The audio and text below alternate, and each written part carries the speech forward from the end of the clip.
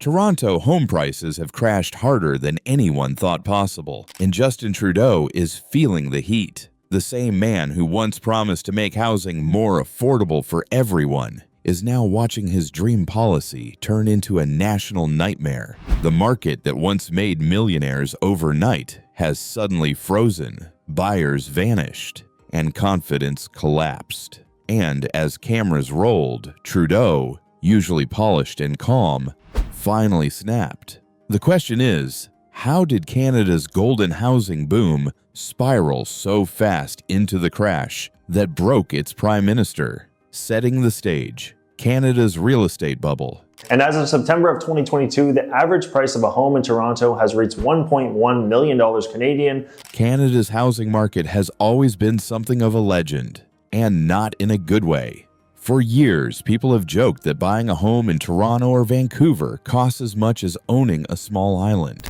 By late 2022, that joke wasn't far from reality. The average home in Toronto hit about 1.1 million Canadian dollars, while Vancouver wasn't far behind at around 1.15 million.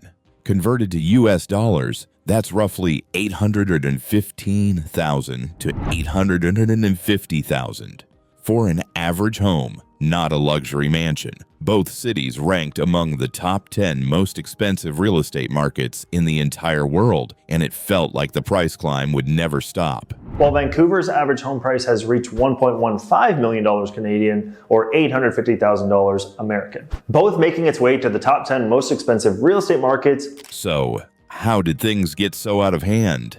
It started with a perfect storm of demand that never seemed to slow. Canada's population was growing fast, fueled by immigration and urban migration. People wanted to live where the jobs were, and that meant Toronto, Vancouver, and a handful of booming cities. But the supply couldn't keep up. Local zoning laws, slow municipal approvals, and land restrictions made new construction painfully difficult. Even when developers tried to build, red tape and high material costs kept projects crawling. That imbalance between demand and supply was gasoline on the fire. Are owned by individual investors, people who own multiple dwellings. Around 30% of homes in British Columbia and Ontario are owned by individual investors.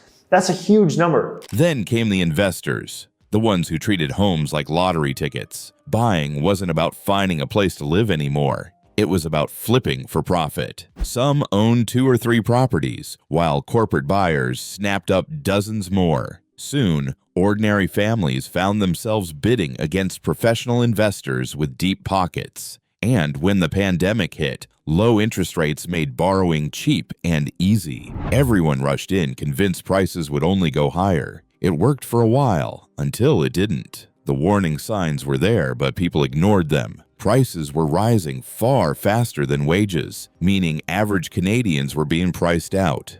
Household debt shot through the roof, with many families stretching their finances to the limit just to afford a home. Economists warned that the entire system had become dangerously dependent on cheap money. A small hike in interest rates, they said, could bring it all down, and they were right. In 2022, Trudeau outlined his plans for the real estate market in the Budget 2022, a plan to grow our economy and make life more affordable. By mid-2022, the cracks began to show. The Teranet National Bank House Price Index recorded a nearly 10% drop, one of the steepest declines in Canadian history. Analysts started whispering about potential drops of 20% to 40% in overheated markets. Suddenly, the never-ending boom didn't look so unstoppable. The same market that made people rich overnight was now making them panic. Homeowners watched their property values slide, developers pulled back on new projects, and the dream of owning a home in Canada started to feel more like a warning than an achievement. Trudeau's big promise: fix the housing crisis. And according to Trudeau himself, and I quote, "Making life more affordable for Canadians starts with addressing housing affordability. All Canadians deserve a safe place to live, raise their families, and build their future." When the housing crisis reached its boiling point, Justin Trudeau stepped in with a promise that sounded almost heroic: to fix the mess once and for all. In 22, He unveiled what he called a once-in-a-generation plan to make homes more affordable and to finally give ordinary Canadians a fighting chance in a market that felt completely out of reach. It was bold, it was ambitious, and it came with a lot of headlines. The government's new budget didn't just talk about easing the pressure. It aimed to completely rewrite the rules of how Canada built and sold homes. The centerpiece of Trudeau's plan was construction, lots of it. His goal was to double housing construction over the next decade, pouring billions into new developments to meet the growing demand. To make that happen, the government launched the Housing Accelerator Fund, a massive pool of money designed to help municipalities fast-track approvals and get shovels in the ground faster. Especially the first-time homebuyers in this tax-free first home savings account. This allows first-time homebuyers to save up to $40,000 and take advantage. Alongside that, the government rolled out the Rapid Housing Initiative, another billion-dollar effort meant to quickly create thousands of affordable housing units across the country. This was meant to tackle the immediate crisis, the families, seniors, and low-income Canadians who couldn't even dream of owning and were struggling to find a place to rent. To help first-time buyers, Trudeau introduced new financial tools, including the tax-free First Home Savings Account. It allowed Canadians to save up to $40,000 tax-free toward their first home, combined with a doubled first-time home buyer's credit of up to $10,000. On top of that, the Homebuyer Incentive Program was extended to 25, giving young Canadians a bit more breathing room to enter the market. Mainly to end blind bidding. And according to Trudeau himself, and I quote, making life more affordable for Canadians starts with addressing housing affordability. But the plan didn't stop there. Trudeau's government also wanted to change the way homes were sold. The new Homebuyers Bill of Rights was meant to protect buyers from unfair practices like blind bidding, where offers are hidden and prices spiral out of control. They also proposed rent-to-own projects to give renters a pathway to ownership, and perhaps the most controversial move of all, a 2-year ban on foreign investors buying residential properties. The government framed it as a way to cool off the market and keep homes in Canadian hands. Trudeau's message was passionate and confident. Making life more affordable for Canadians starts with addressing housing affordability, he said, promising that everyone deserved a safe place to live and raise their family. Finance Minister Chrystia Freeland echoed his words, vowing to do everything we can to make the market fair. It was a plan full of hope and promise, the kind that made people want to believe things would finally get better. But beneath all the optimism, cracks were already forming, and no one could have guessed how quickly the dream would start to crumble. Why the plan looks good on paper, but may be doomed in reality. On paper, Justin Trudeau's housing plan sounded like the perfect fix: more homes, fairer rules, and a promise that every Canadian could finally afford a roof over their head. But once you peel back the layers, the reality looks a lot messier. The plan was filled with good intentions, but also packed with blind spots that many economists and housing experts warned about from the start. What looked like a strong foundation might actually be built on cracks that could bring the whole thing down. One of the biggest flaws was ignoring how deeply investors control Canada's housing market. A massive chunk of homes in Ontario and British Columbia are owned not by families, but by individual investors or corporations. Some own several properties, turning homes into assets rather than places to live. That means fewer homes available for actual residents, and prices pushed even higher. Trudeau's plan didn't go far enough to deal with this hoarding problem. While the government cracked down on foreign buyers, domestic investors, who hold most of the power, got off lightly. Even more troubling, several Liberal ministers themselves own investment properties, which raises awkward questions about conflict of interest. How can you fix a problem when you benefit from the very system you're supposed to change? Claims that while there is definitely a need for new housing units, 3.5 million is a complete exaggeration. Pomeroy also states the consequence if we do try to increase it is we will run into a whole bunch of other issues in the supply chain. Then there's the issue of Trudeau's ambitious supply targets. Some might say unrealistic. His plan talked about building 3.5 million new homes over the next decade, but experts quickly called that number exaggerated. Steve Pomeroy, a housing policy expert, warned that trying to ramp up construction that fast would collide with Canada's real-world limits. Not enough land, not enough skilled workers, not enough materials. Another major problem was timing. Trudeau's housing plan launched just as interest rates began to climb. Borrowing costs soared, making mortgages harder to afford and construction loans riskier for developers.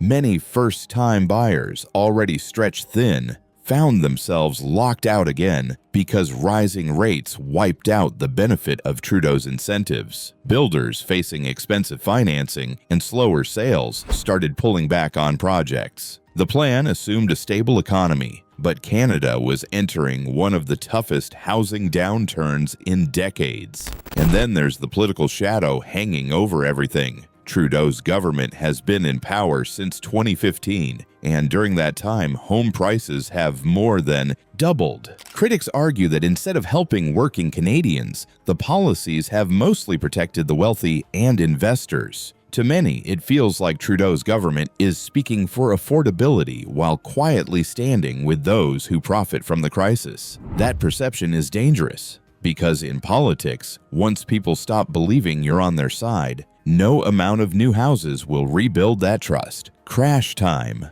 When it all comes crashing down, when the signs of a housing crash start to appear, they don't come with loud alarms. They creep in quietly and then hit all at once. Across Canada, the storm that economists warned about is finally unfolding. In Toronto and Vancouver, two of the hottest real estate markets in the world, prices are falling faster than anyone expected. Homes that once sparked bidding wars now sit on the market for months. Agents whisper about sellers cutting hundreds of thousands off their asking prices. For years, these cities were untouchable. Now they've become the epicenter of a nationwide correction. The shift began with a simple, terrifying truth. Buyer demand vanished. Rising interest rates made mortgages painfully expensive, especially for first-time buyers. People who once lined up at open houses backed out completely, realizing they could no longer afford the same home at double the borrowing cost.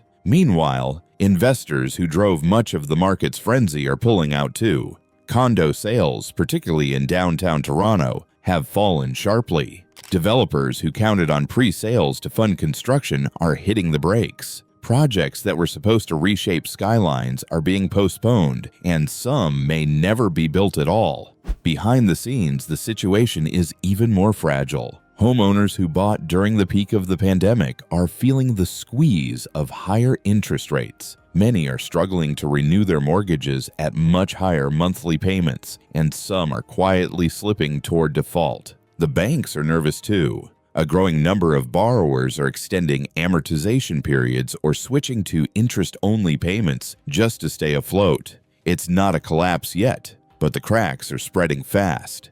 Analysts are already warning of what could come next. A nationwide home price decline of about 2% is expected in 25, but cities like Toronto could see drops as steep as 4% or more. That might sound small, but in a market worth trillions, even a few percentage points can wipe out billions in equity. Investor confidence has taken a hit, and construction in the country's priciest regions has slowed dramatically. Developers are shifting focus toward cheaper provinces where demand remains steadier, leaving Toronto and Vancouver, once the pride of Canada's housing boom, stuck in limbo. In response, the government is scrambling to stop the bleeding. Trudeau's team has announced yet another injection of funds, a $6 billion housing infrastructure program aimed at supporting cities and builders. But to many experts, it feels more like a desperate attempt to save face than a real solution. The truth is, no amount of money can quickly rebuild trust in a market that people no longer believe in. What's happening isn't just an economic correction, it's an emotional one. Canadians are waking up from the illusion that home prices can only go up, and that realization is what truly marks the beginning of the crash. Trudeau loses it. The political fallout and emotional moment. When people say Justin Trudeau lost it, they don't mean he threw a tantrum. They mean the calm, polished leader Canadians were used to finally cracked under the pressure. The housing crisis has turned into a political minefield, and Trudeau is standing right in the middle of it. Every press conference feels more tense, every interview more defensive. He's no longer the hopeful prime minister promising to make homes affordable for everyone. He's the man being blamed for one of the biggest affordability meltdowns in Canadian history. And when the cameras catch him snapping back at critics, you can almost feel the weight he's carrying. The pressure didn't come out of nowhere. First-time buyers are furious, renters are desperate, and entire families are watching their savings evaporate as home values sink. Trudeau's grand housing plan, once hailed as visionary, is now seen by many as a failure. During public events, he's faced tough questions, not just from opposition leaders, but from regular Canadians asking why his promises haven't turned into real results. Each time, his tone has grown sharper. Instead of reassurance, there's frustration. At one event, he blamed provinces for not moving fast enough with permits. At another, he scolded municipalities for holding back development. It's the political version of finger-pointing, and it's starting to wear thin with voters. The backlash isn't just verbal. Across major cities like Toronto, Montreal, and Vancouver, protesters have taken to the streets demanding action. Signs read, "Homes, not promises," and "We can't afford to live here." For renters who've seen their leases jump, and for would-be homeowners watching prices stay out of reach, Trudeau's message of patience feels hollow. The opposition, especially the Conservatives, has seized the opportunity to hammer him on affordability, painting him as out of touch with everyday Canadians. Polls show his approval rating sliding, with younger voters, the very people his housing plan was meant to help, turning away the fastest. What makes this moment especially brutal for Trudeau is the timing. The country isn't just reading about a crisis, they're living it. Interest rates have climbed, mortgage renewals are crushing households, and new construction has slowed to a crawl. Every broken promise feels personal because housing isn't an abstract issue. It's about where people raise their kids, where they plan their futures, and where their life savings are tied up. For a leader who built his brand on optimism and empathy, the emotional toll is visible. His speeches are shorter, his patience thinner. When he talks about housing now, it's less about hope and more about damage control. And for Canadians watching at home, it feels like a turning point, not just for the market, but for the man who once promised to fix it. Trudeau may still be fighting, but the political and emotional cracks are showing. And this time, the charm that once carried him through controversy might not be enough to save him. What that means for you and me, everyday Canadians and aspirational buyers. For ordinary Canadians, the housing crash isn't just something you read about in the news. It's something you feel in your gut. Whether you're dreaming of buying your first home, already paying off a mortgage, or renting an apartment that costs more than it should, this moment affects you directly. It's reshaping how people think about homeownership, investment, and even trust in the government.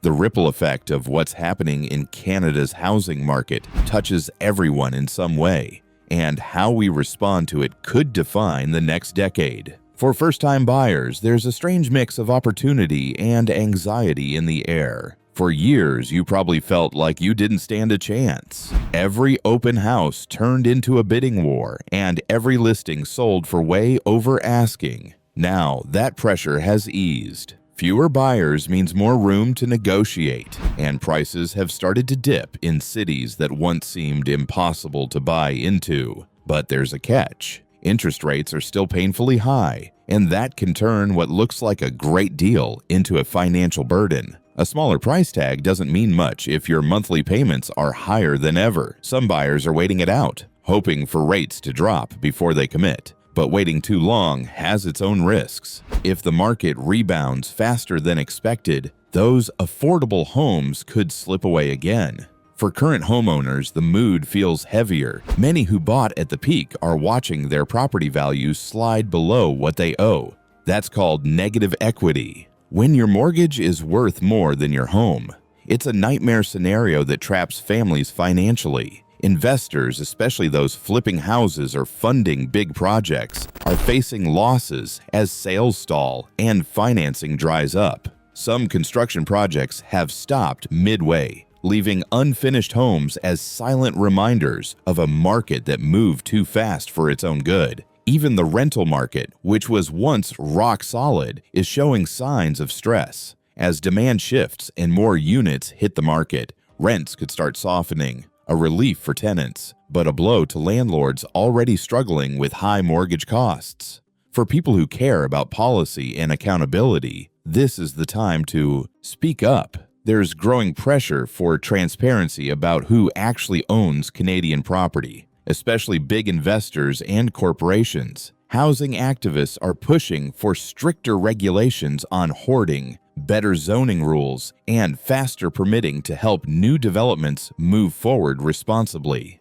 And for Trudeau, this moment could define his political legacy. Either he learns from the crisis and makes bold changes, or he goes down as the Prime Minister who promised to fix housing and ended up breaking public trust instead. For the rest of us, the message is clear. The era of endless housing growth is over, and what comes next will decide whether homeownership in Canada becomes a dream again or remains just that, a dream.